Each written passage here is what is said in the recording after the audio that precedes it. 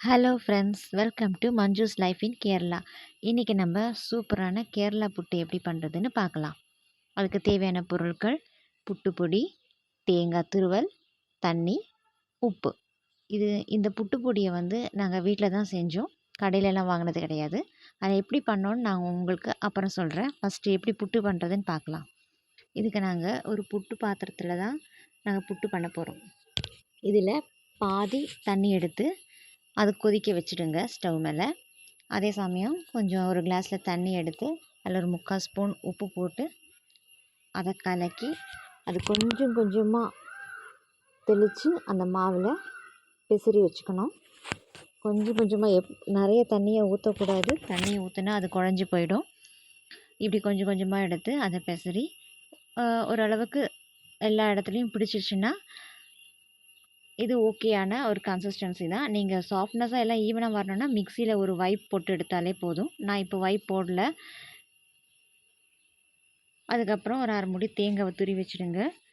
இது இன்றைக்கி அப்புறமா நாங்கள் புட்டு குழாயில் போட போகிறோம். ஃபஸ்ட்டு ஒரு ஜெல்லியை போட்டுட்டு அதில் தேங்காய் துருவல் கொஞ்சம் போட்டுருங்க. அதுக்கப்புறம் ஒரு 2 கைப்பிடி புட்டு பொடி போடுங்க. நிறையெல்லாம் போட வேண்டாம், ஒரு 2 கைப்பிடி போட்டால் போதும். அதுக்கப்புறம் அது மேலே கொஞ்சம் தேங்காய், இப்படி மாறி மாறி அந்த குழாய் நிறையிற வரைக்கும் போடுங்க. இப்போ எப்படி புட்டு பொடி பண்ணுறதுன்னு நான் சொல்கிறேன். இதுக்கு பச்சரிசியை ஊற போட்டு ஒரு 3 மணி நேரம் ஒரு நாளே போதும். அதுக்கப்புறம் அதை ஒரு உலர்த்தி, அவ்வளோவெல்லாம் நல்லா ட்ரையாக உலர வேண்டாம், சும்மா அதை ஈரத்தன்மை அப்படி இருக்கணும். அது மிக்சியில் பொடிச்சு எடுத்தால் போதும். அதுக்கப்புறமா அது வறுத்து அந்த பச்சை வாசனையெல்லாம் போகிற அளவுக்கு நல்லா வறுத்து அதுக்கப்புறம் ஜெலிச்சு எடுத்தால் நமக்கு புட்டு பொடி ரெடி.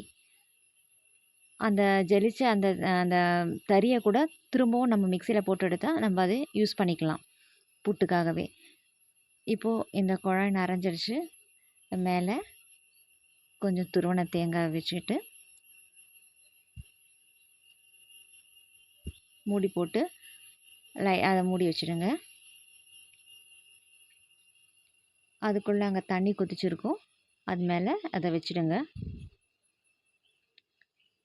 ஒரு 10 நிமிஷம் வச்சா போதும், ஆவி வந்துடும்.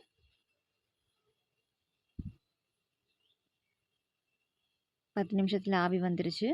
இப்போ புட்டு வெந்திருக்கும். அதை மூடியை மெல்லமாக எடுத்து அதை ஒரு பெரிய ஸ்பூனோட பேக் சைடாக அதை எடுத்து ப்ரெஸ் பண்ணி விட்டால் போதும், அது வெளியே வந்துடும். இது மாதிரி நம்ம தேங்காய் போட்ட இடம்லாம் அப்படியே பீஸ் பீஸாக கட் ஆகி வந்துடும். அழகான புட்டு ரெடி. இதை நீங்கள் பழம் கூட வச்சு சாப்பிட்லாம், இல்லை புட்டும் கடலையும் வச்சு சாப்பிட்லாம். இப்போது நம்மளுடைய கேரளா ஸ்டைல் டேஸ்டியான புட்டு ரெடி. தேங்க்யூ.